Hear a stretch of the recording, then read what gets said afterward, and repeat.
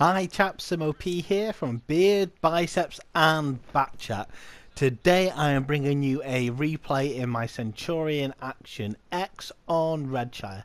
Now you'll notice this replay starts about 14 minutes into the game with a minute missed out and me taking some damage. It was a bit of a problem, but I thought this replay was worth showing anyway because there's a lot of good tactical elements to talk about in this video. Now originally I was going to do a review of the Fighting T-34, but if you go on the forums you'll realise it's an okay tank. It's not a great tank. The normal rounds have better penetration than the premium rounds, and to be honest, rather than doing a review of a tank that isn't great or is a bit of a letdown, I'd rather do a review of something I enjoy doing, which is gameplay. Now if you have watched this channel before, you will know the depth of my love for the Centurion Action X. I am not saying I love this tank more than a fat kid loves cake, but I love this tank more than that fat kid would love a Victoria sponge. So with that being said, I play Redshire, especially at tier 10, a little bit differently than potentially that you may have seen before. Now how I play this map has evolved over time. So what you're seeing currently is me on the North Spawn hill on the 8 line. Now there's a couple of reasons I use this hill.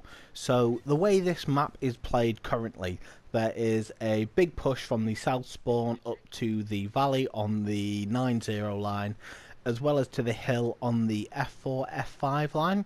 So from the position I'm in currently, you're able to get shots on the red team that push over to that hill on the F4, 5 line, but you can also push as a house just about 200 yards further ahead of me with some bushes where you can spot the entire red team as they cross into position and get shots into.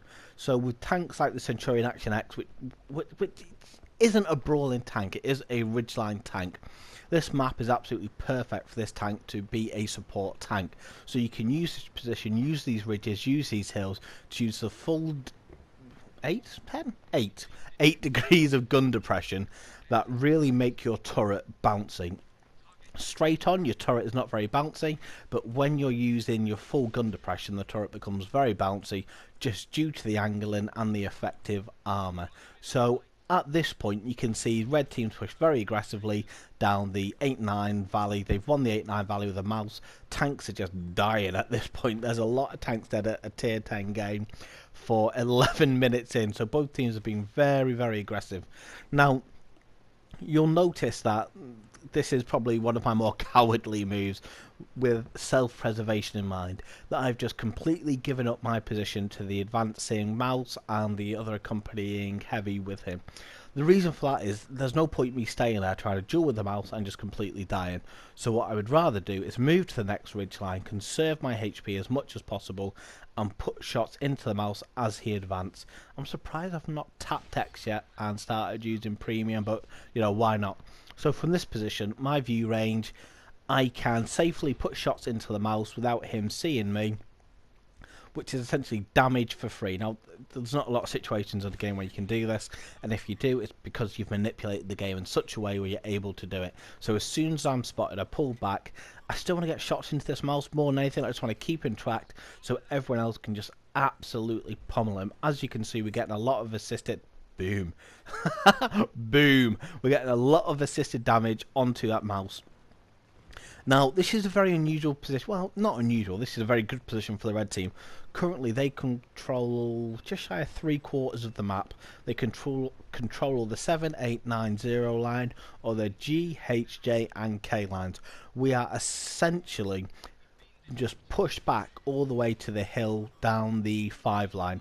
Now, normally this is an absolutely terrible position to be in, but it's not too bad for us at this point. What we have to make sure we do to sort of pull out of this is to trade effectively and as much as possible to target their tanks that are giving them crossfire.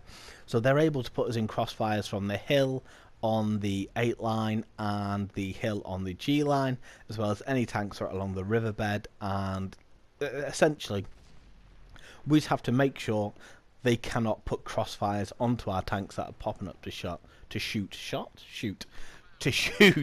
Otherwise, this game's going to be over very, very quickly. Now, I realise I'm being spotted, targeted by artillery, so what I need to do is reposition myself to take advantage of this view range on this tank. Now, this tank has 410 view range basic with the crew, which has all the view range perks, so I need to take advantage of that. That is the best way for me to play this tank. Now, there we go. Again, I'm being spotted. I've been detected, which means something nasty is very likely aiming at me.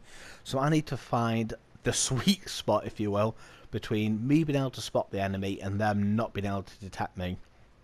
So you'll notice I'll pull back, look for a new location about 10 meters away, and this, where I am currently, blocks the view range from the tank that is on the right hand side of me that has been spotted me. So he can't spot me, but I can spot the tanks that are pushing aggressively along the hill that I was previously on.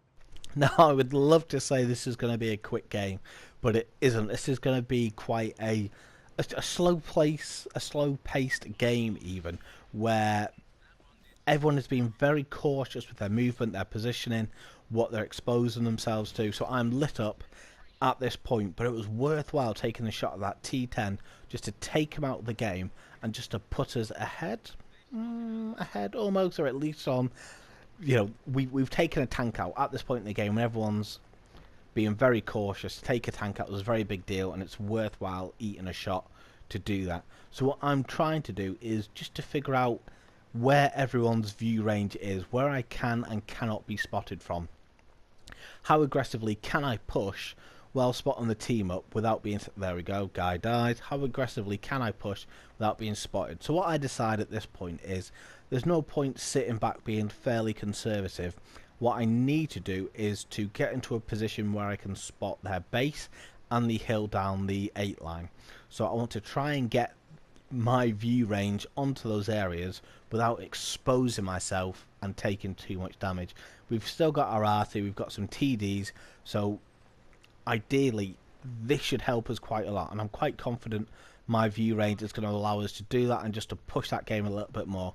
We could just sit where we are, wait for them to move into position and just take us out piecemeal, but this feels like the safer thing to do. There we go, we're spotted, we're lit up by something, we've got to reposition just so the RC just doesn't ping us.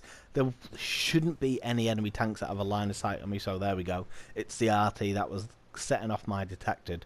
Now we have our TD down there and he's just getting torn to shreds, so as much as possible I am trying to light up whatever is shooting at him, but I can't quite see it. So we managed to put a shot into that cheeky little chap over there, and I'm just trying to discourage him from pushing.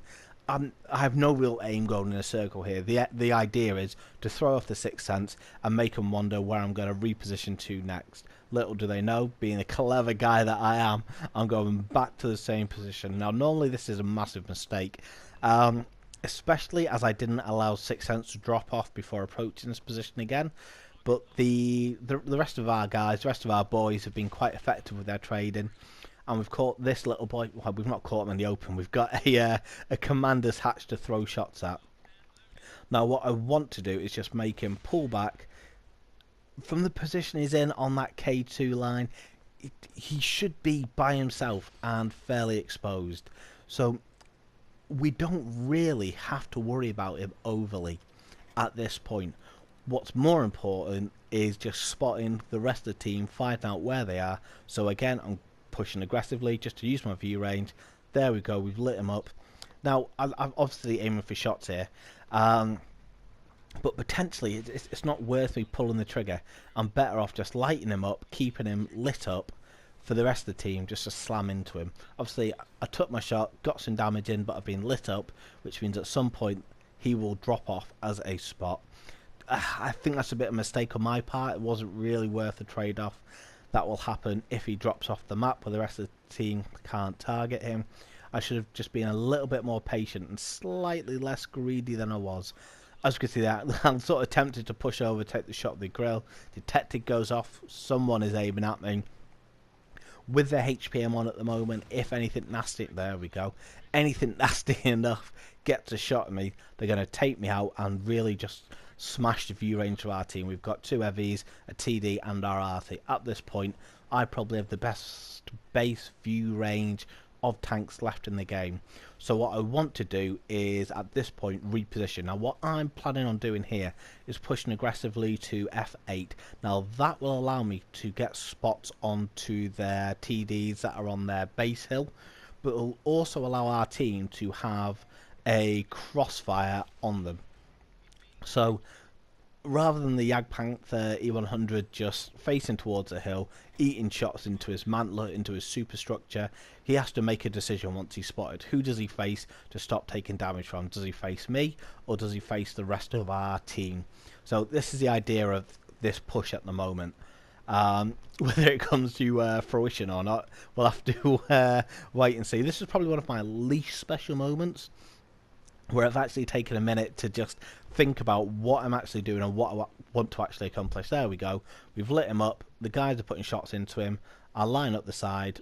Don't have the time to put the shot in. Someone else takes him out. So we've managed to pull it back again. They've got 3 tanks left. They've still got a heavy, the Grill 15, and the Crusader SP still knocking about. Now, actually, it won't be the Grill. It'll probably be the E4 that's still left alive at this point. So I'm just going to push very aggressively, keep as much lit up as possible. The TD's been spotted on F1. It shouldn't really be too much of a problem to deal with for our guys. He could be facing them hold down, which then could be a bit of a nightmare. But if we can clean up the rest of the guys on his team, we can just set up another crossfire where I can go to J1, put shots into his side. The guys can shoot him face on. But at this point, let's just take out the Crusader SP. There's one shot into him. He realises he's being shot. He starts backing up, going forward, and he's decided just to die, and that's fine. Much appreciated. Thank you very much for the kill. There's very little he could have done there once he was spotted. Thank you very much for the great shot. Much appreciated. Realistically, I shouldn't drive straight into this cap. That again is a mistake. What I should do is probably drive around. But I've decided to be, I don't want to say scummy. Scummy's not the right word, but I've noticed my team is not taking out that E4. I've noticed the heavy hasn't been spotted. So what I want to do at this point is, rather than our team trying to deal with a hold down E4, which they may not be trading effectively with, I want to make their team give up the positions they're in, get the heavy to reveal his position, and ideally I want these tanks to push me, so our TD on E3, our heavy and our RT, well no, our dead RT, and the rest of our team to take them out. As you can see, E4 has to pull back. I'm on the cap. They need to do something. They can't just stay. He's lost next to no health when he was fully lit up, so that means he was trading very effectively with our team. So to me that reinforces my decision to push the cap. I know a lot, it's not the best way to win a game, but at this point with a hold down E4 that could just mince to our team, we need to do something that didn't rely on us killing that E4 hold down. It'd be very, very difficult to do. As you can see, he takes out another tank. So at this point, with the cap just trundling down, that E4 becomes irrelevant. We don't have to kill him. He's in a great position. I'm kind of shocked the heavy hasn't been lit up at this point. So I assumed he was down the 1 line, but he's actually closer to the, well, right through our middle. I'm not even sure how he's got there or what approach he's taken. But our team actually isn't in that great a position. We really could have lost that game against an almost full health E4, a very full health heavy, and we managed to pull it off. So don't judge me for capping. Do not judge me. I think it was the right call. Let me know what you think in the comment section below. So we've managed to walk away with our ×2 multiplier of just shy of 4k experience, 3,500 physical damage, almost 5k of assisted damage. We've got our Invader medal, of course, we have for capping. Guys, let me know if you think I made the right decision. I hope you're enjoying the content. Please like and subscribe to the channel, and I'll catch you next time, chaps.